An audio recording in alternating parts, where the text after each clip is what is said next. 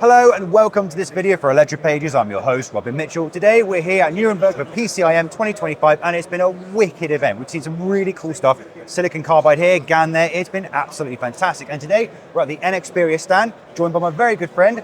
Thank you for having us today. And I cannot wait to see some stuff you're showing. But before we go into that, tell the audience who you are, what you do, and what you like to do in your free time. Thank you, sir. My name is Sebastian Fahlbusch, and I'm the head of the product engineering team for Silicon Carbide at Nexperia. And as you can imagine, I love to talk about Silicon Carbide products. And what I like the most during my time at home is spending my time with my family, with my daughter, and enjoy a lot of my free time, which I do not have that much when I work at anymore. Not in these crazy times, because things are difficult these days. Yes, exactly. But as it's PCIM, everything is about power. Yes. And there seems to be a really big fight at the moment between GaN, Silicon Carbide, and other solutions that can get around all these problems. So the first thing I'd like to ask you is just tell us what's going on here today and what Nexperia is bringing to the table. Yes, sure. So first of all, when we just look back 1 year, we introduced our first Silicon Carbide MOSFETs.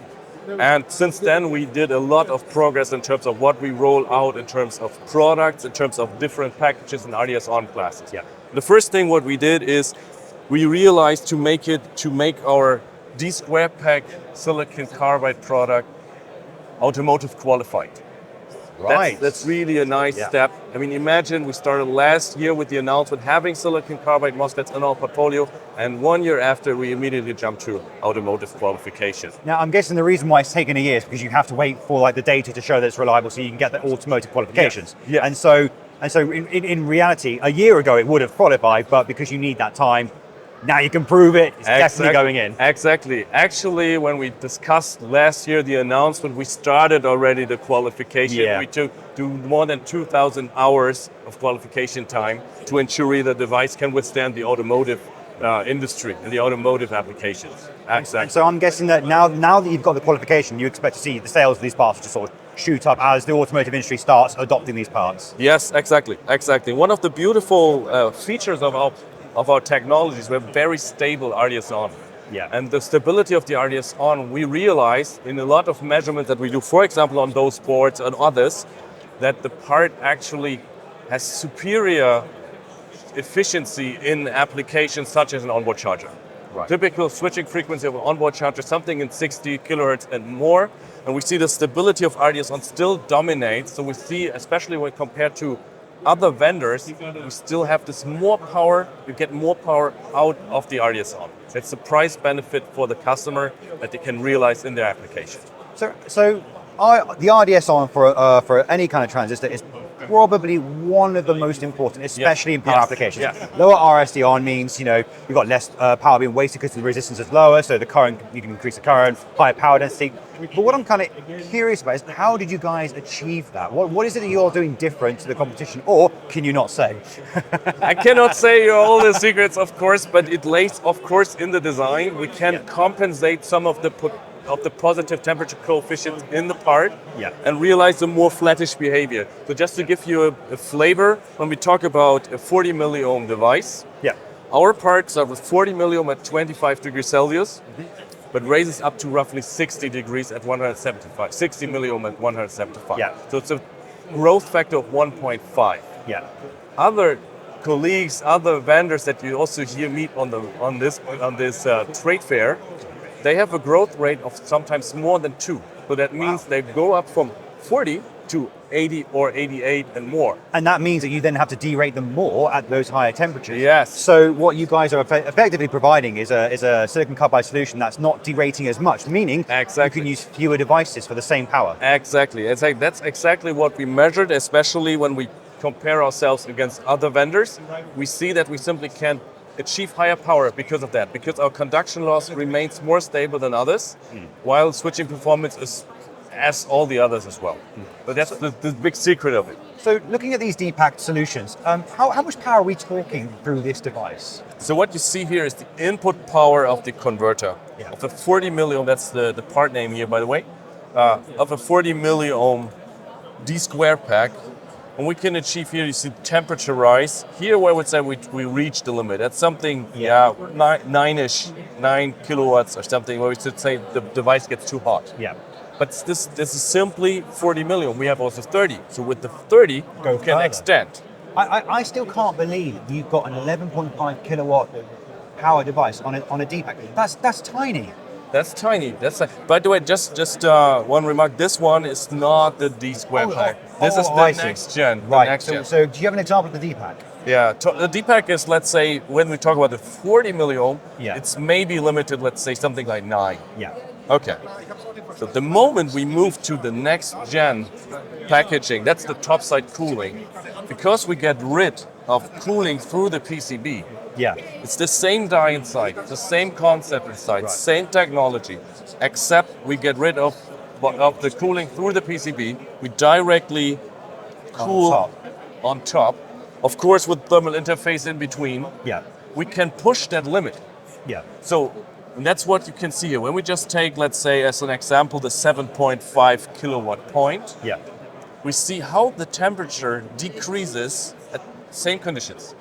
From roughly, let's say, 115 or something. To about 75, 75, yeah. So That's 40 a massive just change. by changing the coolant concept. And again, by having that massive change in temperature, you can raise the powers up for the same given thermal mass and the same sort of thermal removal system. It's just Perfect. Yeah, That's it's exactly it's crazy. That's exactly the story I wanted to tell you. If you just look, for example, to this point, if we say a customer says that's an acceptable temperature for me, Yeah.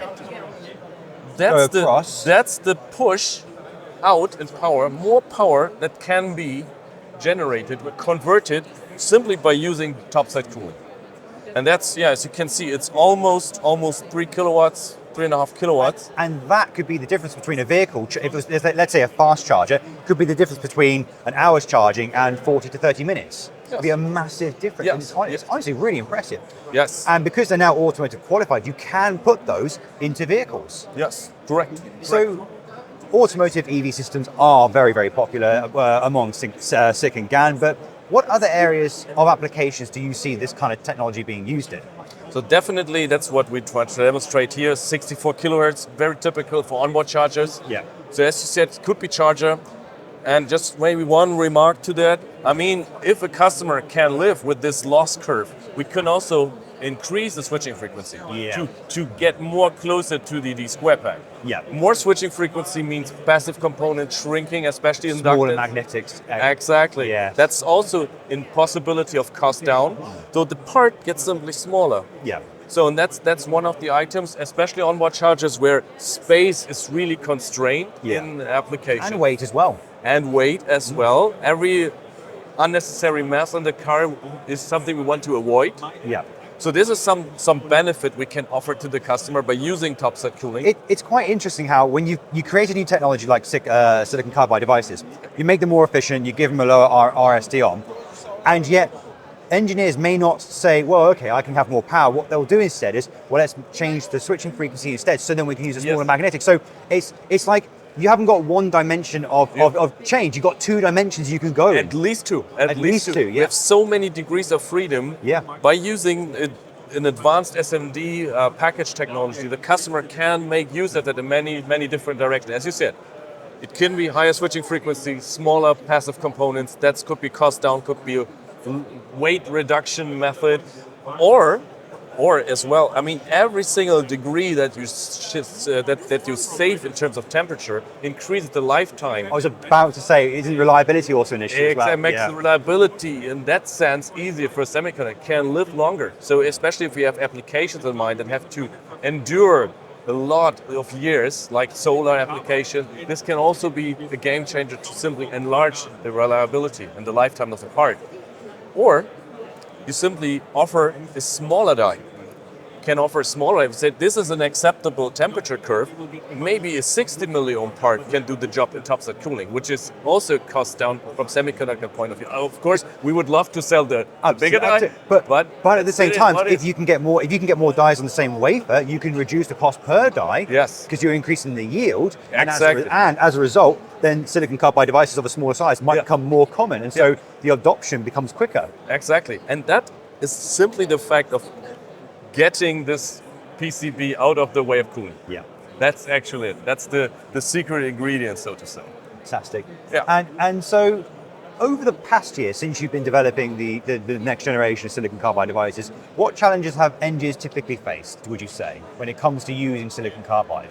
Yeah, of course, first of all, still silicon carbide technology is fragmented. I mean, we have planar technology, we have trench technology, we have different voltages where the device performs best in terms of RDS on. Some work with 15, some with 18, some with 20 volts. Some require negative gate bias, some can work with 0 volt. So it's the gate drive adoption that is, of course, a challenge. That's something I've seen as well, and I think what that ends up doing is that, like, when you talk about fragmentation, it's like if you design a circuit for one particular device, if that device can no longer be sourced, you can't just stick another supplier's silicon carbide device in there and expect it to work. It's not going to have the same behavior. Exactly. And the same is true with the package. In the end, you can have a very exclusive package with all the exclusive features, but if the customer cannot source from someone else, there's always this risk for them, and it's not expected. And considering all, I mean, you look at the whole situation around the world at the moment, globally, in terms of like the things like with tariffs, for example, the difficulty in supplying components. You don't want to be in a situation where you're like, oh, I need this part, but I can't get it anymore, and it's the only thing that will fit in that space. Exactly. Correct. So going into the future for next PCIM in next year, what do you think is going to change with the solutions that you guys provide? What are you looking forward to most? So what definitely happen is the portfolio will expand in multiple directions. We will offer more RDS-on classes. That's simply what the market demands. To have more fragmentation. Every single bit of RDS-on they want to squeeze out, so you need a more fragmented RDS-on portfolio. That's number one. Number two is we will definitely see more topside cooling coming, more derivatives of these packages will come in the next year. And also, possibility is also there that we see even slight adaptation in the voltage classes. Now we're talking 1200. Well, we never know what's happening. It's simply what the market is asking for. And the beauty of silicon carbide is you can scale that technology relatively easily. You can make it thicker or thinner to adapt the voltage class. That's what I'm expecting, more fragmentation.